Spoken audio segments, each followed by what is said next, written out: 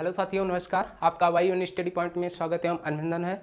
तो साथियों, आपको पता है हमारा एक क्लास हो चुका है जो कि प्रैक्टिस सेट था साइंस का। ठीक, उसमें क्या था, आपका प्रीवियस ईयर का क्वेश्चन और सेलेक्टेड क्वेश्चन थे जो कि आपके संभावना बन रहे हैं आपके एग्जाम में आ जाने की।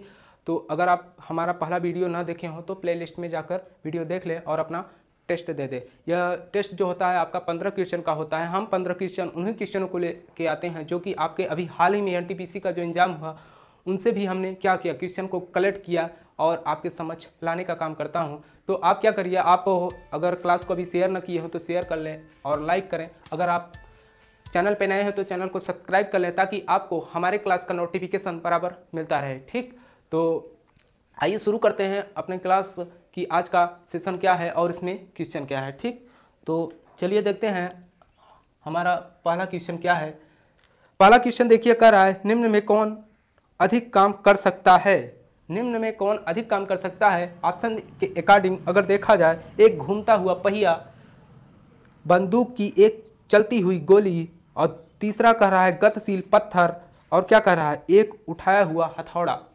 तो देखिए पहला ऑप्शन जो कह रहा है, पहला ऑप्शन क्या कह रहा है, एक घूमता हुआ पहिया। मान लीजिए कोई भी पहिया हो सकता है, आपके बाइक का हो सकता है, जनरेटर का जो फ्लाई व्हील लगा होता है वो हो सकता है। ठीक, तो लेकिन सबसे बेस्ट कौन हो सकता है, ठीक उस पर डिपेंड करता है।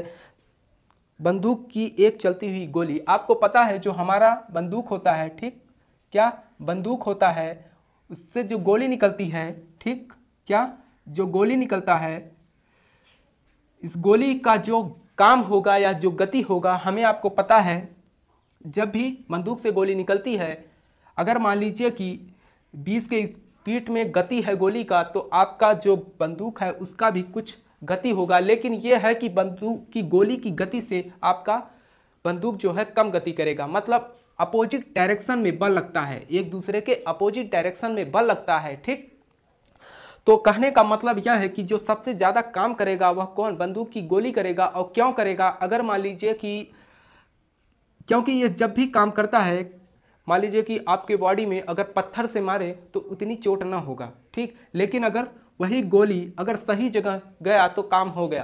कहने का मतलब आपका कहानी ख़त्म हो जाएगा। ठीक, तो हमारे कहने का मतलब यह है कि जो आपका बंदूक का गोली होता है वह बहुत ज़्यादा काम करता है। काम करने का मतलब यह है कि अगर उसमें एनर्जी ज़्यादा होगा तो क्या काम अधिक करेगा। तो देखिए क्या कर रहा है, बंदूक की एक चलती हुई गोली स्पीड पर डिपेंड कर रहा है। तो आपका जो ऑप्शन होगा यह कौन सा हो सकता है, आपका राइट आंसर बी हो जाएगा। ठीक, बी आपका राइट आंसर होगा कि क्या बंदूक की चलती हुई गोली। अब हम बात करते हैं अगले क्वेश्चन पे कि अगला क्वेश्चन आपका क्या कर रहा है। देखिए अगला क्वेश्चन कह रहा है किसको मापने के लिए स्टेलागमोमीटर का उपयोग होता है। ठीक, तो इसमें देखिए पहला क्या कह रहा है आपका शुद्ध गतिकी साम्यता, और दूसरा कह रहा है पृष्ठ तनाव, और तीसरा क्या कह रहा है अपवर्तनांक सूचक, और चौथा क्या कह रहा है प्रकाशीय क्रियाकलाप। ठीक, तो इन चारों ऑप्शनों में देखिए स्टेलागमोमीटर का उपयोग जो है पृष्ठ तनाव को क्या मापने में उपयोग किया जाता है। तो आपका जो राइट आंसर होगा वो कौन सा हो सकता है, देखिए पृष्ठ तनाव आपका बी नंबर दिया है, तो आपका राइट आंसर बी होगा। ठीक, अपवर्तनांक सूचक ये सब अलग हैं, आपके प्रकाश में यूज किए जाते हैं अपवर्तनांक सूचक। ठीक, जो आपका प्रकाश अपवर्तन होता है उससे रिलेटेड है। ठीक, शुद्ध गतिकी साम्यता, किसी भी साम्यता को सही ढंग से मापने के लिए शुद्ध गतिकी साम्यता का उपयोग किया जाता है। और प्रकाशित क्रियाकलाप, प्रकाशित क्रियाकलाप क्या है, मान लीजिए कि कोई प्रकाश है, अगर उस पर क्या क्रिया हो रही है, अगर उस पर अध्ययन कर लिया जाए तो उसी को क्या कहते हैं, प्रकाशीय क्रियाकलाप। अब हम बात कर लेते हैं अगले क्वेश्चन पे कि अगला क्वेश्चन आपका क्या कह रहा है। अगला क्वेश्चन देखिए क्या कह रहा है, कह रहा है मानव में भोजन और हवा के लिए सामान्य मार्ग है। मानव में भोजन और हवा के लिए सामान्य मार्ग है, मतलब जो हम और आप क्या करते हैं, भोजन को लेते हैं, एक ही मार्ग होता है। वह कौन सा मार्ग होता है, पहला देखिए आपको ये बताना है ऑप्शन के अकॉर्डिंग, ये नहीं कि आप बोल दिए मुंह है, मुंह से ही हम लेते हैं भोजन को। ठीक है, पहला क्या कर रहा है कंठनली, कंठनली, और दूसरा क्या कर रहा है नस गुहा, और तीसरा कर रहा है ग्रास नली, और चौथा कर रहा है ग्रसनी। हाँ, कंठ नली ये होता है, क्या हम कंठ नली से क्या करते हैं, भोजन को लेते हैं नहीं, कंठनली से क्या हम बोलते हैं, ठीक, बोलने का काम करते हैं। और दूसरी नस गुहा जो हमारी नसें हैं उसे कहते हैं, ठीक, क्या हम नस गुहा से भोजन को लेते हैं नहीं। और तीसरा करा है ग्रास नली। ग्रास नली जो है ग्रसनी, इसमें सबसे अगर ग्रसनी न होता ऑप्शन में तो हम क्या ग्रास नली को आंसर करते, लेकिन यहाँ देखिए ग्रसनी दिया है तो आपका जो राइट आंसर हो जाएगा वह कौन सा होगा, डी नंबर होगा, ठीक, कौन सा होगा, डी नंबर ग्रसनी हो जाएगा। अब हम बात कर लेते हैं अगले क्वेश्चन पर। अपना अगला क्वेश्चन क्या है, अगला क्वेश्चन देखिए कह रहा है बड़े परमाणु वाले तत्वों से बने बंध होते हैं। बड़े परमाणु वाले तत्वों से बने बंध होते हैं, जो हमारे बड़े परमाणु होते हैं उनके बीच में जो बंध बनता है, यह कह रहा है कि बड़े परमाणुओं के बीच में जो ये बंध बनता है वह कैसा बंध होता है उसके बारे में पूछ रहा है। तो ये बंध जो होता है बहुत ही क्या होता है, बहुत ही दुर्बल होता है। बहुत ही दुर्बल मतलब, बहुत ही दुर्बल मतलब क्या, बहुत ही कमज़ोर होता है, ठीक, कैसा होता है, बहुत ही कमज़ोर होगा। तो देखिए आपके ऑप्शन में कौन सा मौजूद है, बहुत ही दुर्बल। चौथा नंबर में आपका ऑप्शन जो है बहुत ही कमज़ोर, सी नंबर दे रहा है, ठीक, बहुत ही कमज़ोर होगा, ठीक। चलिए पांचवें क्वेश्चन पे बात करते हैं। पांचवा क्वेश्चन क्या कह रहा है, कह रहा है क्या पचाने के लिए शाकाहारी को लंबी छोटी आंत की आवश्यकता होती है। क्या शाकाहारी लंबी छोटी आंत की आवश्यकता होती है, मतलब जो उनका छोटी आंत होती है वो काफ़ी लंबी होती है, किस कारण होती है, ठीक।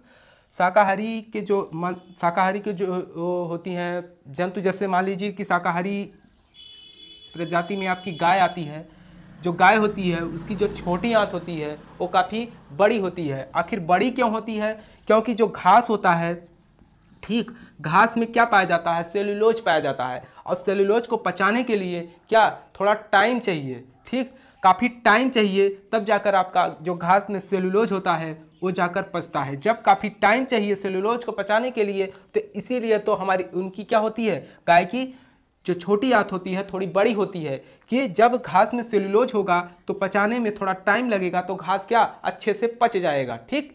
तो ये भी जान लेना कि घास में कौन सा पाया जाता है, क्या पाया जाता है, सेल्यूलोज पाया जाता है, ठीक। एक क्वेश्चन भी आपका पूछता है, इसे भी आप देख लेना। तो आपका ऑप्शन देखिए क्या कह रहा है, पहला कह रहा है क्लोरोप्लास्ट और दूसरा क्या कह रहा है सेल्यूलोज। सेल्यूलोज मतलब घास में जो सेल्यूलोज पाया जाता है, इसी के कारण ही क्या जो शाकाहारी के जंतु होते हैं उनके जो क्या छोटी आंत होती है वो बड़ी होती है। अगर यहीं पर हम कहें शेर की जो छोटी आंत होती है वह बहुत ही क्या छोटी होती है, ठीक, क्यों, क्योंकि वो क्या करते हैं डायरेक्टली खाते हैं, और ये क्या करती हैं घास को एक बार खाने के बाद दोबारा टाइम लेती हैं क्या इसे पचाने के लिए, ठीक। तो इसमें जो आपका राइट आंसर होगा वो कौन सा हो जाएगा, बी, क्या, सेल्यूलोज। अब हम बात करते हैं अगले क्वेश्चन पे, इसे अच्छे से देख लेना। अब हम बात करते हैं अगले क्वेश्चन पे। आपका अगला क्वेश्चन क्या है, अगर आप अभी तक वीडियो को शेयर ना किए हों तो शेयर कर लें, लाइक कर लें, अगर आप चैनल पे नए हैं तो चैनल को सब्सक्राइब भी कर लें, ठीक है। इतना मेहनत कर रहा हूँ, कम से कम इतना तो करिए भाई, ठीक। अब पांचवा नंबर हो गया आपका। अब छठा नंबर देखते हैं। छठा नंबर क्या कर रहा है, निम्न में से कौन कैल्शियम से बना होता है। आपका ऑप्शन देखिए, पहला क्या कर रहा है, दांत, रक्त, पित्त, प्लाज्मा। देखिए यहाँ पर रक्त में तो आपका कोई बात ही नहीं है कि उसमें कैल्शियम पाया जाएगा, उसमें जो भी आपका प्लाज्मा पाया जाता है रक्त में, ठीक, और प्लेटलेट्स पाए जाते हैं। और तीसरा क्या कर रहा है, पित्त। पित्त जो होता है आपका पित्ताशय में पित्त जो उत्पन्न होता है उसी से क्या होता है आपका क्या खाना का पाचन किया जाता है। अब तीसरा क्या है, प्लाज्मा। प्लाज्मा जो होता है आपका कहाँ पाया जाता है, रक्त में पाया जाता है, ठीक। तो यहाँ पर देखिए जो कैल्शियम होता है, कैल्शियम आपका दांत में पाया जाता है, कहाँ, दांत में पाया जाता है, ठीक, दांत में पाया जाता है। जब दांत में पाया जाता है तो आपका ऑप्शन देखिए पहला ही क्या कह रहा है, दांत में, ठीक। तो इसका राइट आंसर जो होगा वो कौन सा हो जाएगा, पहला ही, दांत। अब हम बात करते हैं अगला, और ये भी जान लीजिए कि जो आपका मसूड़, जो पायरिया रोग होते हैं, मसूड़ों में रोग हो जाते हैं, ठीक, जिससे कि आपके मुंह से दुर्गंध पैदा होती है और दांतों से ब्लड मसूड़ों से निकलने लगते हैं, ठीक। वह किस विटामिन की कमी से होता है, वह विटामिन सी की कमी से होता है। मतलब विटामिन सी उन फलों में पाया जाता है जिनमें खट्टे होने का गुण पाया जाता है, ठीक। तो आप ये भी याद रखिएगा। अब हम अगले क्वेश्चन पे बात कर लेते हैं। अगला क्वेश्चन क्या है, अगला क्वेश्चन देखिए क्या कह रहा है, सामान्य मानव रक्त है जो मानव रक्त है वह क्या है, और ऑप्शन के अकॉर्डिंग बताना है। मानव रक्त के तो बहुत से गुण हैं, ठीक, लेकिन ऑप्शन आपको जो दिया है क्वेश्चन उसके अकॉर्डिंग आंसर बताना है। पहला कह रहा है एक उदासीन है, और दूसरा कह रहा है थोड़ा अम्लीय होता है, और तीसरा कह रहा है थोड़ा क्षारी होता है, चौथा कह रहा है अम्ल या क्षार परिवर्तनशील होता है। मतलब क्या आपका ब्लड जो है अम्ल भी हो सकता है और क्षार भी हो सकता है। ऐसा नहीं है कि हमारा ब्लड जो होता है अम्ल क्षार दोनों प्रवृत्ति को प्रदर्शित करे, ऐसा नहीं होता है। न तो परिवर्तनशील होता है, थोड़ा क्षारी होता है, थोड़ा अम्लीय होता है, उदासीन। जो आपका ब्लड होता है, रक्त जो होता है आपका, ठीक, जो रक्त होता है वह थोड़ा क्षारी होता है। हम कहें थोड़ा क्या होता है, क्षारी प्रवृत्ति की होती है, ठीक, थोड़ा क्षारी होता है, यहाँ पर क्षारी होता है, ठीक है, थोड़ा क्षारी होता है। अब थोड़ा क्षारी होने का मतलब अगर हम कहें रक्त का पीएच मान जो होता है वह कितना होता है, ये जान लीजिएगा, रक्त का जो मान होता है वह 7.4 होता है। आपको पता है जैसे ही 7 से अधिक होगा वह क्षार को प्रदर्शित करने लगेगा, तो यह क्षार से उदासीन से थोड़ा अधिक है, मतलब 7.4, तो हम कह सकते हैं यह थोड़ा क्षारी होता है, ठीक। अब थोड़ा अम्ली की बात यहाँ नहीं, थोड़ा क्षारी ही होगा, तो आपका जो आंसर हो सकता है वह कौन सा होगा, सी नंबर। देखिए क्या कह रहा है, थोड़ा क्षारी होगा, ठीक। थोड़ा अम्ली क्या होगा, आपका 7 से कम जो होंगे वे अम्ली गुण को प्रदर्शित करेंगे। और पहला ऑप्शन देखिए कह रहा है उदासीन उसी कहेंगे जो आपका शुद्ध जल होता है और जिसका पीएच मान कितना होना चाहिए, 7 होना चाहिए, ठीक। अब हम बात कर लेते हैं अगले क्वेश्चन पे। अगला क्वेश्चन आपका, तो इसका जो राइट आंसर होगा आपको पता ही है, सी नंबर होगा, थोड़ा क्षारी होगा, ठीक। अब हम बात करते हैं 8वें नंबर पे। 8वां क्वेश्चन क्या कर रहा है, कह रहा है विटामिन ए की कमी से कौन सा रोग होता है। विटामिन ए की कमी से कौन सा रोग हो सकता है, इसके बारे में बताना है। कह रहा है पेट का रोग, दूसरा कह रहा है रतौंधी, तीसरा कह रहा है कैंसर, और चौथा कह रहा है एनीमिया, ठीक। एनीमिया रोग जो होता है आपका वह किसके कमी से होता है, वह जो है लौह तत्व की कमी से होता है। इसीलिए कहते हैं कि जब एनीमिया रोग हो जाता है, ठीक, तो उसमें क्या होता है, उसमें हमको क्या डॉक्टर बोलते हैं कि आप पालक का यूज कीजिए। क्या पालक का यूज करने से क्या होगा, आपके एनीमिया रोग में सुधार हो सकता है। और एनीमिया रोग किस लिए होता है, क्योंकि आपके खून में खून की कमी हो गई है। अगर खून की कमी होगी तो आपको एनीमिया रोग हो जाएगा, ठीक। जब एनीमिया रोग होगा तो अगर आप पालक का सेवन करें तो क्या करता है, पालक बहुत ज़्यादा ब्लड बनाने का काम करता है, तो कुछ दिनों में क्या आपका एनीमिया रोग ठीक हो जाएगा, ठीक। और तो यहाँ पर देखिए जो क्वेश्चन पूछा है उसके बारे में आप जान लीजिए। क्या आपका जो रतौंधी होता है, रतौंधी रोग जो होता है विटामिन ए की कमी से होता है। तो आपका देखिए ऑप्शन कौन सा दिया है, ऑप्शन आपका बी दिया है, रतौंधी रोग, ठीक, विटामिन ए की कमी से होता है। और विटामिन ए की कमी को दूर करने के लिए आप क्या कर सकते हैं, घी में विटामिन ए पाया जाता है, ठीक। अगर घी का आप सेवन करते हैं तो आपके विटामिन ए की जो कमी होगी वह दूर हो सकती है। अगर हम कहें मछली में भी पाया जाता है अच्छा खासा विटामिन ए, अंडे में भी पाया जाता है, ठीक। अब हम बात कर लेते हैं अगला क्वेश्चन। अगला क्वेश्चन क्या कर रहा है, अगला क्वेश्चन कह रहा है स्टील जंग रोधी बनाता है। यह क्वेश्चन मैं आपके लिए छोड़ रहा हूँ, ठीक। क्या स्टील जंग रोधी बनाता है, ये ऑप्शन को आपको देख के बताना है कि इसका राइट आंसर क्या हो सकता है। क्योंकि हम देख रहे हैं इन 15 क्वेश्चनों में एक क्वेश्चन मैं आपको ऐसा क्वेश्चन छोड़ूंगा जो कि आप सभी को पता होगा, ठीक। ये नहीं कि जो क्वेश्चन हार्ड रहेगा वो क्वेश्चन छोड़ूंगा, जो ईजी रहेगा वही क्वेश्चन छोड़ूंगा। कि मैं देखना चाहता हूँ क्या आपको इन क्वेश्चनों को आंसर आ रहा है कि नहीं आ रहा है, ठीक है। तो आप कमेंट करके ज़रूर बताइएगा। अगर मान लीजिए आपको नहीं आता है तो मैं अगला क्लास लूँगा तो आपको बता दूंगा, ठीक। आइए अब अगले क्वेश्चन पे बात कर लेते हैं। 10वां नंबर।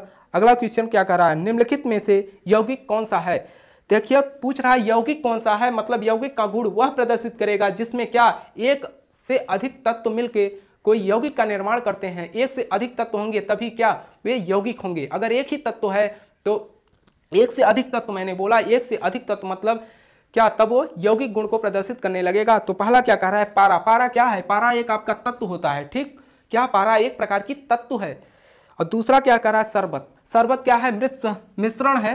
शरबत क्या है, पानी और चीनी का घोल होता है, उसी को क्या कहते हैं, शरबत कहते हैं। मतलब एक प्रकार से कहिए कि मिश्रण है वह, ठीक। और दूसरा क्या कह रहा है, वायु। वायु जो होता है आपका मिश्रण होता है, कई गैसें वायु में मौजूद होती हैं, ठीक। ये नहीं कि केवल ऑक्सीजन ही मौजूद होता है। अगर वायु बोल देता है वहाँ पर तो वायु में बहुत सारी गैसें मौजूद होती हैं, ठीक। तो यहाँ पर देखिए यौगिक की बात किया है कि कौन से यौगिक हैं इसमें। अब देखिए अमोनिया कहा है, ठीक। अमोनिया जो होता है आपका क्या, अमोनिया एक यौगिक है। जब यौगिक है तो ये क्या होगा, आपका यौगिक गुण को प्रदर्शित करेगा, मतलब एक से अधिक तत्व मिलकर अमोनिया बनाते हैं। ठीक, अब हम इसका राइट आंसर डी हो जाएगा, अमोनिया। अब हम अगले क्वेश्चन पे बात करते हैं। अगला क्वेश्चन आपका क्या कह रहा है, अगला क्वेश्चन कह रहा है फ्यूज तार की रेटिंग व्यक्त की जाती है। फ्यूज तार की रेटिंग जो होती है वह व्यक्त की जाती है किससे व्यक्त की जाती है, ये आपको बताना है। पहला क्वेश्चन क्या कह, पहला ऑप्शन देखिए कह रहा है किलोवाट घंटा, और दूसरा क्या कह रहा है वाट एम्पियर ओम। जो फ्यूज तार की रेटिंग देता है, फ्यूज तार जो आपके घरों में लगा होता है, मान लीजिए कि आपका कहीं भी स्पार्क करता है या बर्न करता है तो आपका फ्यूज तार जो होता है वो तुरंत क्या पिघल जाता है, मतलब लाइट को काट देता है। ठीक, तो वह किस लिए और किससे वह रेटिंग करता है, मतलब मापता है किससे, किलोवाट घंटा से मापने का काम करता है। तो देखिए आपका जो आंसर होगा वह पहला ही हो जाएगा, किलोवाट घंटा। ठीक है, कौन सा आंसर होगा, पहला किलोवाट घंटा हो जाएगा, इसे आप नोट कर लीजिए। अब हम अगले क्वेश्चन पे बात कर लेते हैं। अब बात यहाँ पर वाट है। वाट क्या है, वाट शक्ति का मात्रक है, और एम्पियर जो है क्या धारा का मात्रक होता है, ओम जो होता है आपका प्रतिरोध का मात्रक होता है, ये भी आप याद कर लीजिएगा। और देखिए अगला क्वेश्चन क्या कह रहा है, रंग पहचानने की क्षमता होती है। अगर किसी का जो रंग पहचाना, जैसे हम ही आप हैं, मान लीजिए कि यह जो मार्कर चल रहा है यह नीला है, तो हम कैसे देख पा रहे हैं कि यह नीला है, किसके सहायता से हम क्या देख पा रहे हैं कि यह नीला है। ठीक, तो इसके लिए क्या किया जाता है, देखिए पहला ऑप्शन क्षण कोशिकाओं में, मतलब क्षण कोशिकाएं जो होती हैं क्या उनकी सहायता से हम रंगों का निर्धारण कर पाते हैं, और दूसरा कह रहा है कोन्स कोशिकाओं से, और तीसरा कह रहा है दोनों में, और चौथा कह रहा है कोई नहीं। तो देखिए जो कोन्स कोशिकाएं हमारी और आपकी होती हैं उन्हीं की सहायता से हम क्या करते हैं, रंगों का निर्धारण करते हैं। तो आपका ऑप्शन देखिए कोन्स कोशिकाएं जो हैं आपका बी दे रहा है। ठीक, बी आपका राइट आंसर हो जाएगा, यही आपका आंसर होगा। ठीक, तो अब हम देख लेते हैं अगले क्वेश्चन पर। अगला क्वेश्चन आपका क्या कह रहा है, अगला क्वेश्चन देखिए क्या कह रहा है, तांबे की चक्ती में एक छेद है। तांबे की चक्ती में एक छेद है, जब इसे गर्म किया जाता है तो छेद का व्यास क्या होगा। कह रहा है कि मान लीजिए कि एक क्या है, तांबे की चक्ती है और इसमें छेद है।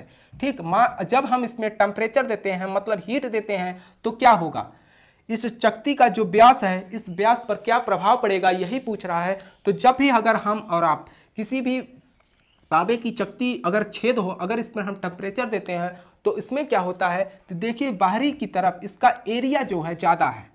ठीक, इसका एरिया बाहरी की तरफ ज़्यादा होने के कारण अगर हम टेम्परेचर देते हैं तो यह बाहर की तरफ क्या ज़्यादा खींचता है। ज़्यादा क्षेत्रफल होने के कारण क्या बाहर की तरफ खींचता है, और अंदर की तरफ भी बल लगता है, लेकिन यह बल इतना ज़्यादा होता है कि अंदर की तरफ क्या, अंदर की तरफ की व्यास को कम नहीं करने देता, मतलब ये जो इस साइड का क्षेत्रफल है इस तरफ बढ़ने नहीं देता। ठीक, तो इसका मतलब यह हुआ कि जो इसका क्षेत्रफल होगा, बीच का जो छेद है उसका क्षेत्रफल जो होगा वो क्या होगा, इसके क्षेत्रफल में वृद्धि होगा, मतलब इसके छेद में व्यास जो होगा उसका बढ़ेगा। तो किस कारण बढ़ेगा मैंने आपको बता दिया। पहला देखिए कह रहा है बढ़ता है, दूसरा घटता है, तीसरा कह रहा है अपरिवर्तित रहता है, और चौथा क्या कह रहा है इनमें से कोई नहीं। देखिए जो इसका व्यास होगा वह क्या करेगा, बढ़ने का काम करेगा, और क्यों बढ़ेगा ये मैंने आपको बता दिया। ठीक, अब हम अगले क्वेश्चन पे बात कर लेते हैं। अगला क्वेश्चन आपका क्या है, अगर आपको वीडियो अच्छा लग रहा है तो वीडियो को लाइक शेयर और सब्सक्राइब जरूर करें। ठीक है, कम से कम इतना तो योगदान दीजिए आप लोग। ठीक, अब चौथा नंबर क्वेश्चन देख रहे हैं। चौथा नंबर क्वेश्चन क्या कह रहा है, चौथा नंबर क्वेश्चन कह रहा है दो क्रमिक शीर्षों के बीच की दूरी 10 सेमी है तो तरंग दैर्ध्य का मान क्या होगा। कह रहा है दो क्रमिक, क्या कह रहा है, दो क्रमिक शीर्षों के बीच की दूरी जो है, शीर्षों के बीच की दूरी जो कितना है आपका 10 सेमी।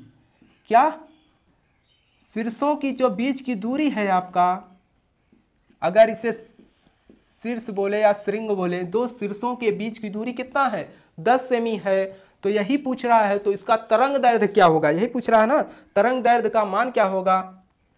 मैं आपको बता दूं जो दोनों शीर्षों के बीच की दूरी होती है यही तो आपका क्या होता है, लैम्डा होता है, यही तो तरंग दैर्ध्य होता है, तरंग दैर्ध्य। ठीक, कुछ और होता है। हमें आपको पता है दो सुरंगों के बीच की दूरी को हम तरंग दैर्ध्य कहते हैं, या दो गर्तों के बीच की दूरी को हम क्या कहते हैं, तरंग दैर्ध्य कहते हैं। ठीक, तो यही तो आप क्वेश्चन पूछा है कि दो शीर्षों के बीच की दूरी अगर 10 सेमी है तो उसका तरंग दैर्ध्य क्या होगा। अब हम ऑप्शन में देखते हैं कि ऑप्शन में क्या कहीं पर 10 सेमी दिया है। अगर 10 सेमी दिया होगा तो हम मार देंगे आंसर। मान लीजिए कि 10 सेंटीमीटर को क्या कर देता है, कभी कभी मीटर में चेंज कर देता है, तो ये भी ध्यान रखिएगा कि मान लीजिए कि वही चीज़ 10 सेंटीमीटर को मीटर में तो नहीं चेंज कर दिया। आपके ऑप्शन में देखिए पहला कह रहा है 10 मीटर, 10 मीटर तो नहीं हो सकता क्योंकि 10 सेंटीमीटर ही है। और दूसरा क्या कह रहा है 100 सेंटीमीटर, 100 सेंटीमीटर हो ही नहीं सकता क्योंकि 10 सेमी है। और तीसरा कह रहा है 10 सेमी। तो आपका ऑप्शन देखिए सी नंबर क्या कह रहा है 10 सेमी, 10 सेमी आपका राइट आंसर हो जाएगा। अगला ऑप्शन देखिए 100 मीटर कह रहा है, 100 मीटर, 100 मीटर तो हो ही नहीं सकता। यहाँ पर आपको समझ में आ गया होगा कि इसका राइट आंसर क्या हुआ और क्या होगा। ठीक, मैंने आपको बता दिया दो शीर्षों या दो श्रृंगों और दो गर्तों के बीच की दूरी को हम क्या कहते हैं, लैम्डा कहते हैं। ठीक, अब हम अगले क्वेश्चन पे बात कर लेते हैं। यह क्वेश्चन आपका लास्ट क्वेश्चन है। कह रहा है ध्वनि की प्रबलता निर्भर करती है, ध्वनि की प्रबलता निर्भर करती है, किस पर निर्भर करता है, ध्वनि की जो प्रबलता होती है वह किस पर, आयाम पर निर्भर करती है। आयाम पर, क्या आयाम पर निर्भर करती है ध्वनि की प्रबलता। जो आपकी ध्वनि की प्रबलता होती है वह आयाम पर निर्भर करती है, न तो आवृत्ति पर और न ही लय। लय क्या होता है, आपकी आवाज़ जो होती है। ठीक, आवाज़ जो हम और आप बोल रहे हैं, क्या कर रहा है कि आपके आवाज़ जो बोल रहे हैं उस पर निर्भर करती है, ये भी नहीं होगा। चौथा ऑप्शन देखिए इनमें से कोई नहीं, तो आपका जो राइट आंसर होगा वह कौन सा होगा, सी होगा। आयाम पर क्या यह डिपेंड करता है। ठीक, तो ये था आपका 15 क्वेश्चन का टेस्ट। और बताइए आपको कैसा लगा यह टेस्ट। आई होप मुझे आशा है कि आपको यह क्वेश्चन अच्छा लगा होगा। और यह क्वेश्चन जो है आपके प्रीवियस ईयर का क्वेश्चन है भाई। ठीक, कलेक्ट करके मैंने आपके समझ लाया हूँ। और ये भी देखिए कि जो क्वेश्चन आपके पूछे जा रहे हैं अगर देखा जाए एक दूसरे से रिलेट कर रहे हैं, मतलब जो भी ऑप्शन आ रहे हैं मैं आपको ऑप्शन के साथ एक्सप्लेन करना हो ताकि आपको कहीं पर दिक्कत ना हो। मान लीजिए फिर भी कहीं दिक्कत होता है तो आप कमेंट जरूर करिए ताकि मैं जब भी अगला क्लास लूँ तो आपका जो भी डाउट हो उसे क्लियर करते हुए टॉपिक को आगे बढ़ाता जाऊँ। ठीक, ये था आपका दूसरा टेस्ट। इससे पहले हमारा एक टेस्ट हो चुका है। ठीक, जिसमें आपको क्या करना है, अगर आप वीडियो देखना चाहते हैं तो आप हमारे प्लेलिस्ट में जाकर, चैनल के प्लेलिस्ट में जाकर वीडियो वहां पर उपलब्ध है, आप देख सकते हैं। अगर आपको वीडियो अच्छा लगा हो तो वीडियो को लाइक करें, शेयर करें। अगर आप चैनल पे नए हैं तो चैनल को सब्सक्राइब कर लें ताकि आपको हमारे क्लास की नोटिफिकेशन बराबर मिलता रहे। तब तक के लिए